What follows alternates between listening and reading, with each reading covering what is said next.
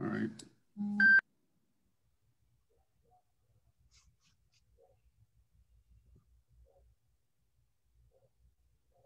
Let me know when it's live. It's live. Okay.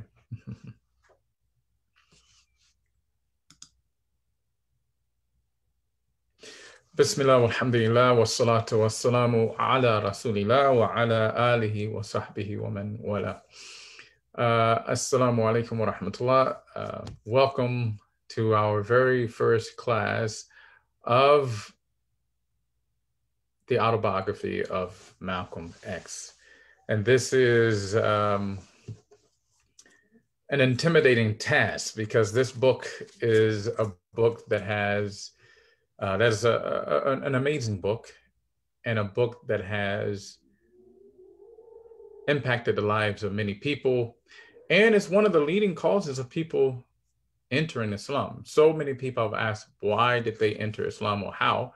Many of them said after reading the Autobiography of Malcom X. And this is from people who live in America as well as outside America. People who are African American, people who are white, young, old. I've heard this statement many, many times. So it's no doubt a book that has an influence on many people. And on the cover of my edition, it says, it has a quote by Spike Lee, and it says, "The most important book I've ever read.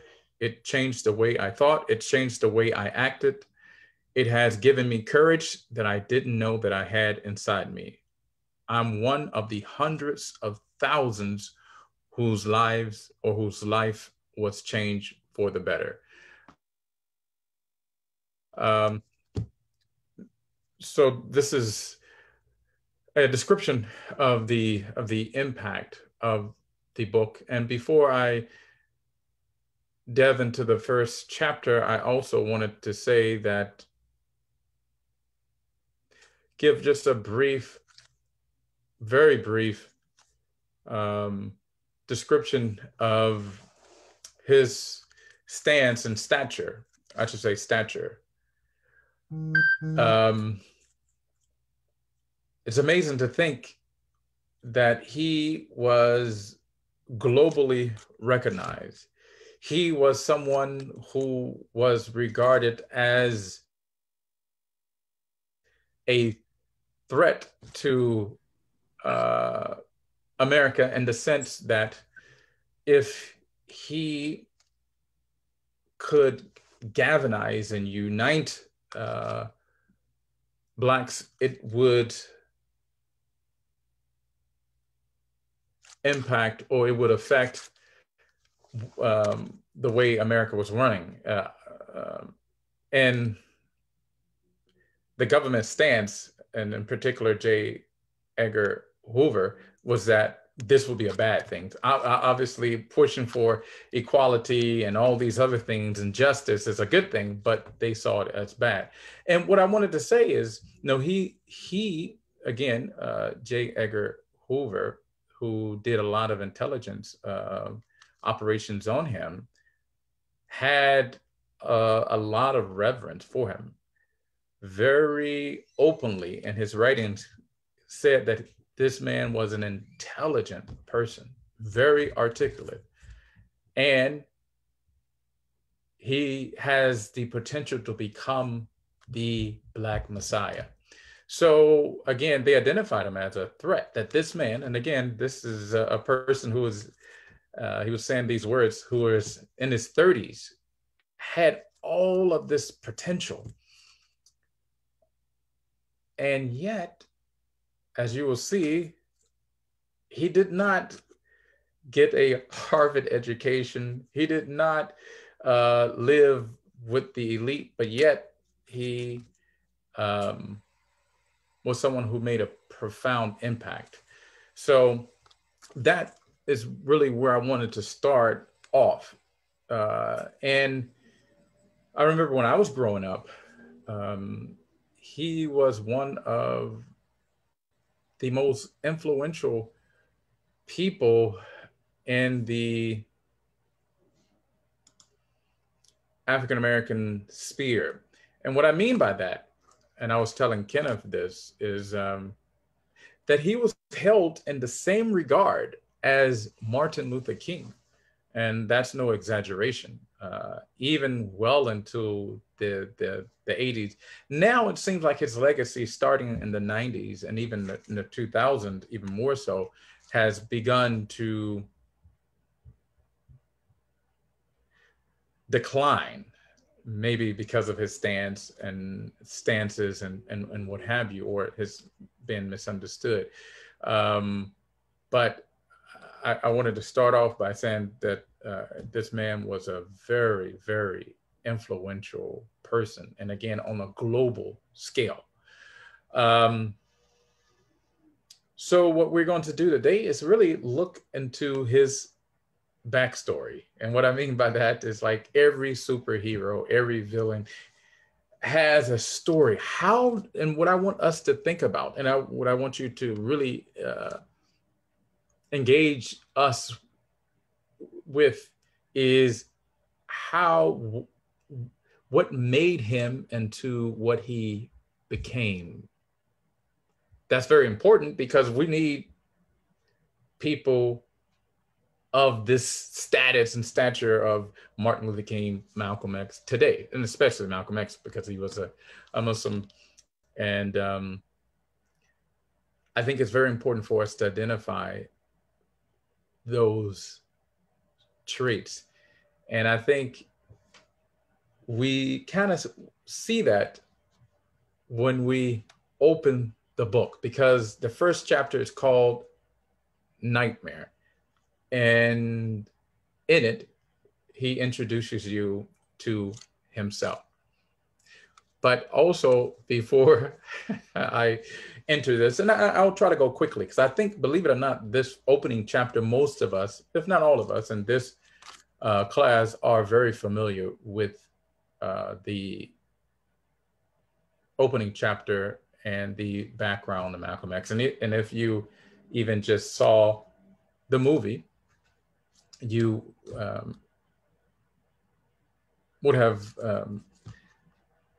gleaned a lot of this information that's provided in the opening chapter.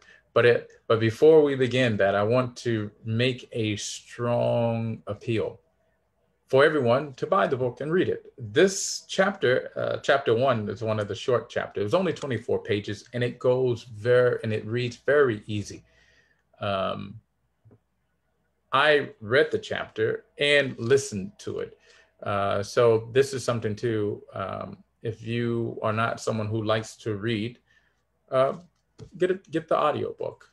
The book is relatively cheap, I think around $8. And I think the audiobook may be a similar price. So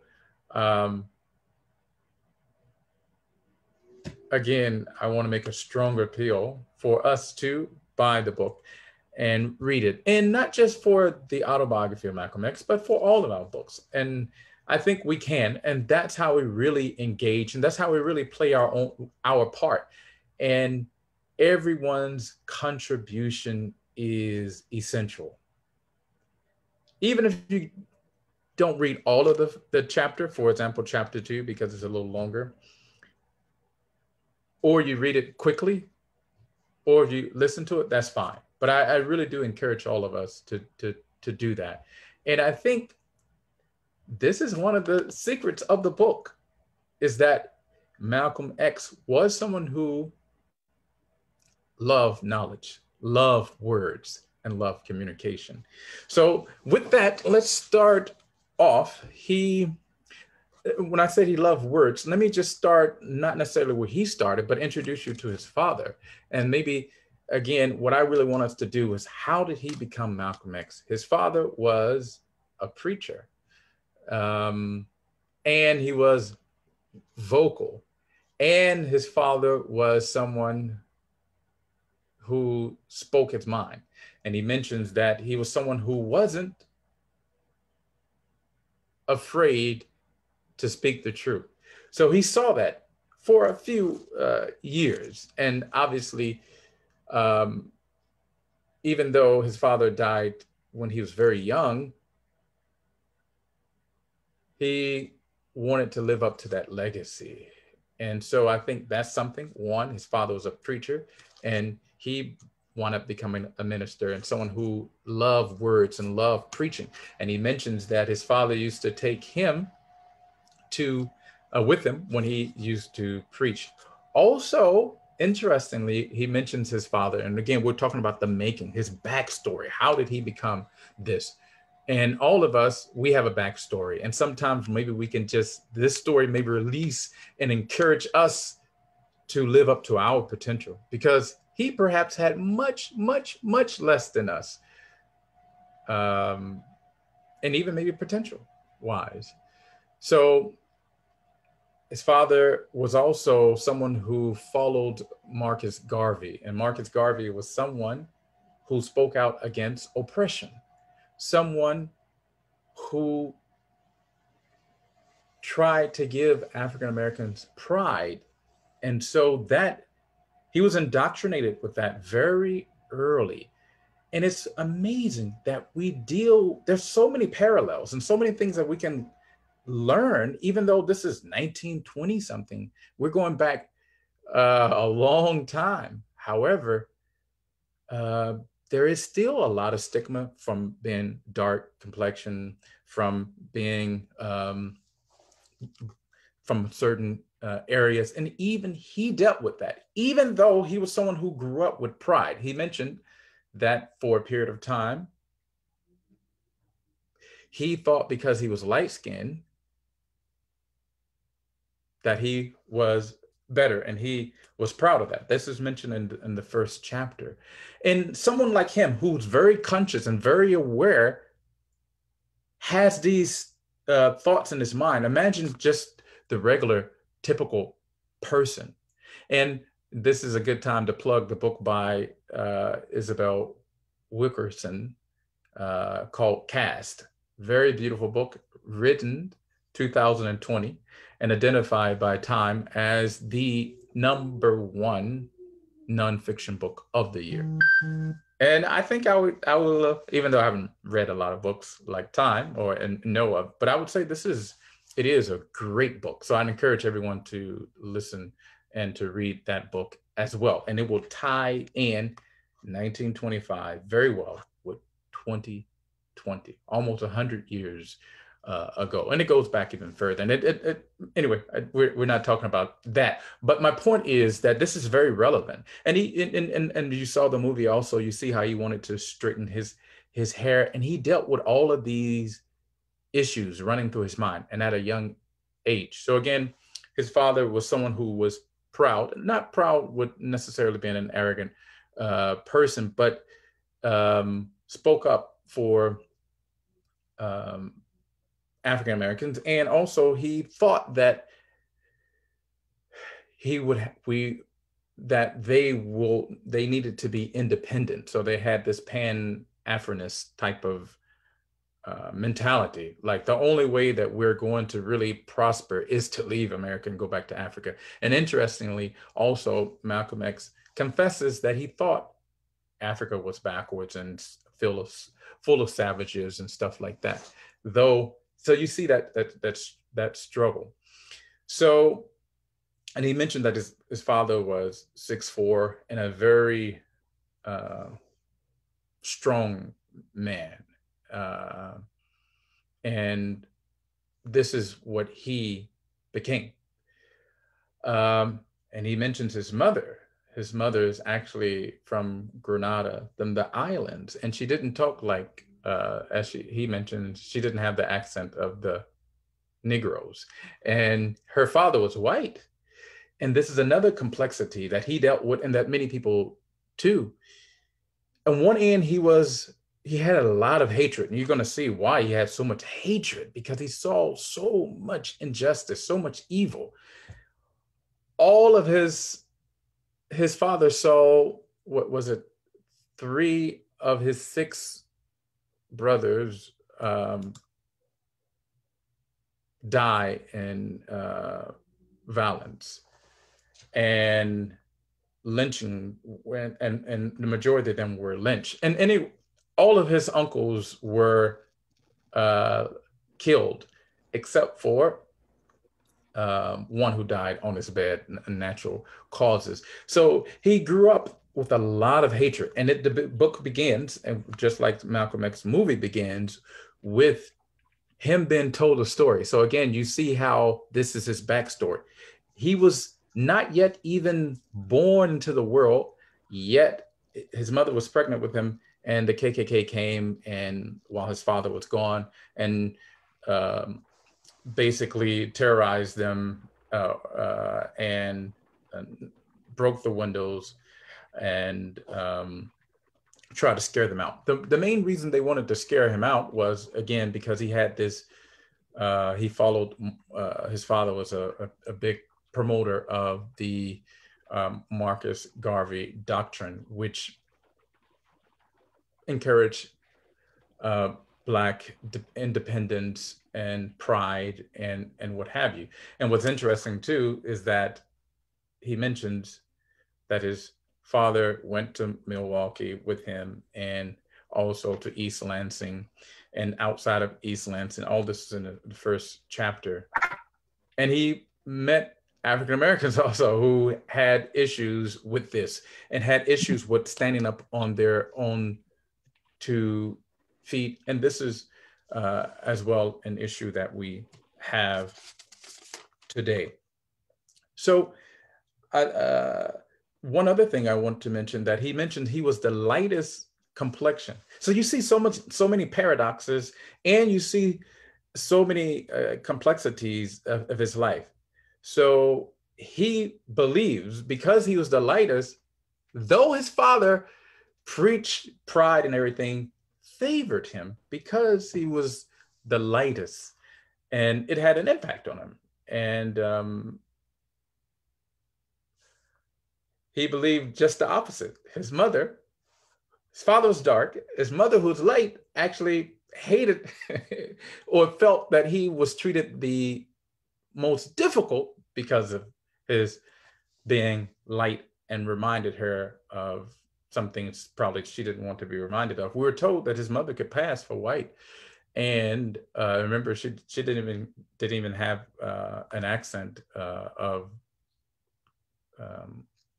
the Negro, as he mentions. So this is interesting, and her father was white, and that also something that he struggled with. So his grandfather was white, and he mentioned this and at the beginning. Additionally, he mentions that his parents had, talking about the backstory again, he didn't see a strong family, though his mother was intelligent and perhaps even more intelligent and educated than the father, but they didn't have a successful marriage. And it seemed like his father was oppressive, and he used the word belligerent to everyone, but he was more patient and just the opposite. So that's a little bit of the backstory of the mother and father. And then and just to give you a little bit of who he was too, at a young age, he said he learns many life lessons. And this is what I want you all to comment on too, the life lessons that he talks about. But one of them is that he was someone who was always vocal and always tried to be outspoken, because he noticed if you kept quiet, you always be stepped over.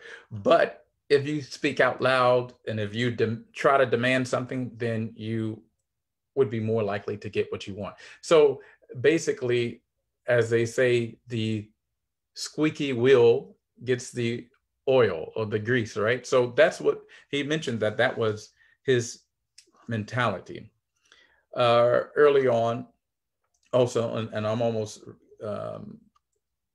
going to conclude, his father was killed, and they were already poor, and the death of his father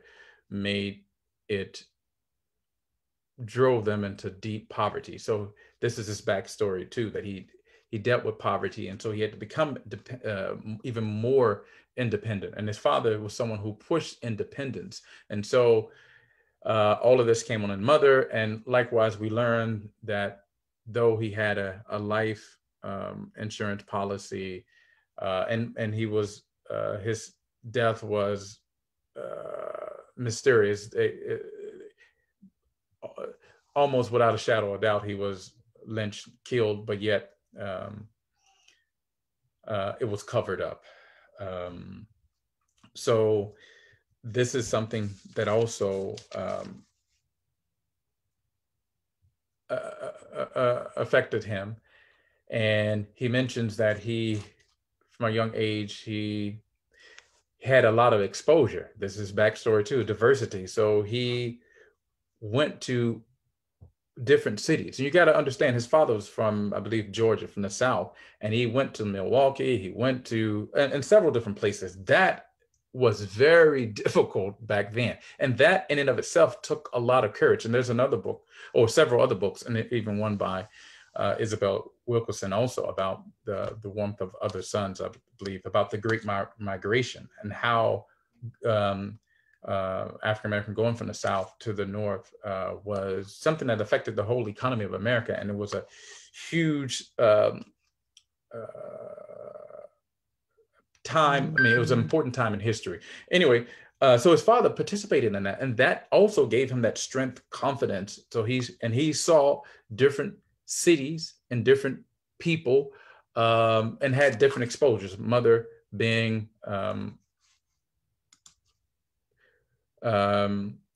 somewhat educated, and from Grenada, his father been from the South. He been to different places in the North, and also went to a school which was predominantly white. So you see, he had a lot of exposure, and he was a smart person. And maybe just two points before I close, and I know I'm not very coherent today because there's so many points. He learned, again, a lot of life lessons. And he concludes that if he walks the straight and narrow, it's of no use. So he begins at a young age to go into crime. And it's somewhat, and I definitely don't condone this, but a logical choice. So he's saying, hey, I can never rise. My ceiling is here. If I do things legitimately, it's not going to work. It's not worthwhile. Let me live a life of crime. And he mentioned this side of him as well. And he mentions also that he was conned, and another life lesson. He was gambling and someone tricked him, and he talks about that too. And maybe you all can expound upon it a little bit more, how he learned, like, if someone is always winning, the system is rigged. And so I think these things at a young age really did help him. And in conclusion, we learned that his mother began to really suffer a lot of stress, and which is interesting. Today, there's a lot of single parents, and we have COVID and all these other things as well. It just reminded me of today too. She eventually becomes insane. It slowly but surely, it was just too much. And there were a lot of kids seeing injustice, seeing violence, and I'm not going into detail. I mean, violence and lynching, and this affects her. And also her dignity been taken away. We see that she eventually becomes on welfare, and they enter into their business and basically try to pit the mother against the children, and vice versa, and indoctrinate the kids, as he mentioned, and break the family. He eventually lives with another family. Again, more exposure. This young boy, who is intelligent and is getting a relatively decent education, is this is who he is. This is his backstory, seeing so many different ways of life, seeing how from what he perceived doing the right thing doesn't get you anywhere, seeing oppression, oppression, oppression, oppression. So no wonder why he speaks up. He becomes a minister, a leader, and he has a great following. That's his story, and it's very relevant, and he can touch so many people. Even when he was in Harlem and in Chicago, all over, he understood who he was talking to. And he also mentions that his mother became affiliated with the Seventh-day Adventists, who were also an offshoot, who were also on the fringes. Nation of Islam were on the fringes. It was easy for him. Even his father was pushing the rhetoric of Marcus Garvey. He was in the fringes, on the fringes in the African American community, as well as the greater American community. So when he became who he became, it was easy, and he spoke with conviction. And though he died before 39, he was a force to be reckoned with. I don't think I obviously did justice, but I was just trying to go over some very important points. Some of the questions to guide our questions, and we'll close in a few minutes, to guide our conversation. Some of the things that you can highlight is you can highlight some of the parallels that you found in this chapter, Nightmare, to the parallels that we have now. Which traits you think really allowed him to become the great leader that he became? You can talk about some other things that I didn't highlight, especially, some of these paradoxes and complexes that he dealt with. For example, being light-skinned and seeing people perceived him differently because of that. Sometimes it was a good thing. Most times it was a good thing. And sometimes it was a bad thing. You can talk about, again, things I didn't mention, like he had a brother who was handicapped, and there was no services for him. My mother told me, we were just out, only just talking to my mother, who was born in Mississippi. She had a twin sister who also was born with handicaps, and she had told me, and it almost makes me want to cry now, like, because she died at a young age, her twin, and I didn't really know, my aunt, that she was like, she said, back in those days in Mississippi, Black people couldn't get health care. They couldn't get service. And again, the parallels. We were just talking about this, just talking about it, but this is something that he dealt with as well. So these are just some of the things. And as well, maybe one other thing, he mentions his first vivid memory. And this is why this chapter is called Nightmare. His first vivid memory was the nightmare that unfolded when he was like maybe 5 years old. Again, basically, either it was KKK or people similar to the KKK burnt their house down, broke their windows, and they rushed out of the house with their underwear and night clothes on. And he mentions underwear and crying.